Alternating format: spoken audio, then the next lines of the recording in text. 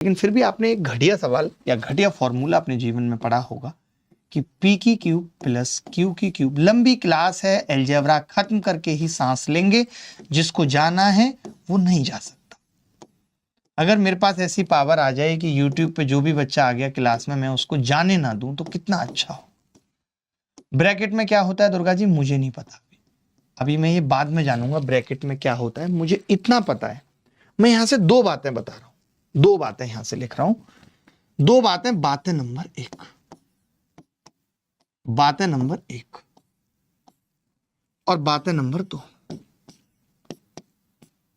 बात number one क्या है दुर्गा जी कि अगर कोई हमें ये पूछता है कि यार पी की क्यूब प्लस की क्यूब माइनस आर की क्यूब का एक फैक्टर, तो मैं ये कह सकता हूं कि ये हमेशा यानी ए की क्यूब ऐसे लिख देता हूं प्लस बी की क्यूब माइनस प्लस सी की क्यूब माइनस 3abc हमेशा हमेशा हमेशा क्या हाल है, हमेशा ए प्लस बी प्लस सी का मल्टीपल होगा।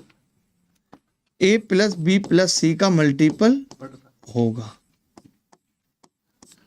चौथा मैं कह रहा हूं ए की क्यूब प्लस बी की क्यूब प्लस सी की क्यूब माइनस 3abc हमेशा ए प्लस बी प्लस सी का मल्टीपल होगा। बोलो होगा या नहीं होगा?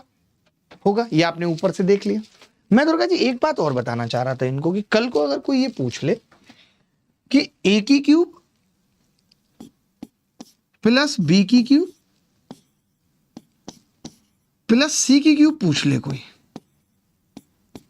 तो आप कह सकते हो कि ये के times of A plus B plus C का मल्टीपल तो है ही, और प्लस 3abc इसकी भी बहुत जरूरत पड़ेगी। या आपने कभी पहले इस्तेमाल नहीं किया होगा, अगर आपने मुझसे नहीं पढ़ा है, मुझसे पढ़ा है तो जरूर किया होगा। ये बड़ी इंपॉर्टेंट बात है। मैंने क्या किया है कि अगर ये इसका मल्टीपल होगा तो मैंने उसको कह दिया के गुना होगा और फिर कह दिया प्लस 3abc इधर जाके जुड़ जाएगा। इन दोनों बातों को कॉपी करो, फिर हम इस पर सवाल लाते हैं, सवाल दागते हैं। आपको सवाल पूछ रहा हूं, आरआरबी ग्रुप डी 2022 में आया हुआ एक सवाल आपकी छाती के ऊपर कुछ इस तरह आ रहा है, हो सकता है वो आपकी छाती के बालों को भी सफेद कर दे।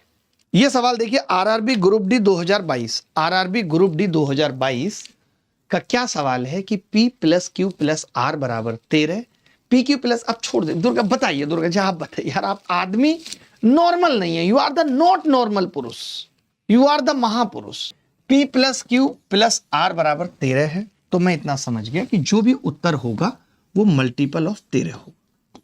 अब दुर्गा जी मैं एक चीज आपसे यहां कहना चाहता हूं कि जो मैंने आपको 7 के लिए बताया था, पीछे एक 7 के लिए रूल बताया था या नहीं, देखो पीछे बताया था, ये रहा 7 का मल्टीपल चेक करने का तरीका।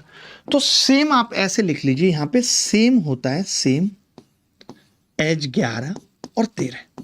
11 और 13 का भी सेम होता है कि हम 3-3 के पेयर बना के चेक करते हैं, नंबर सिस्टम में पढ़ते हुए।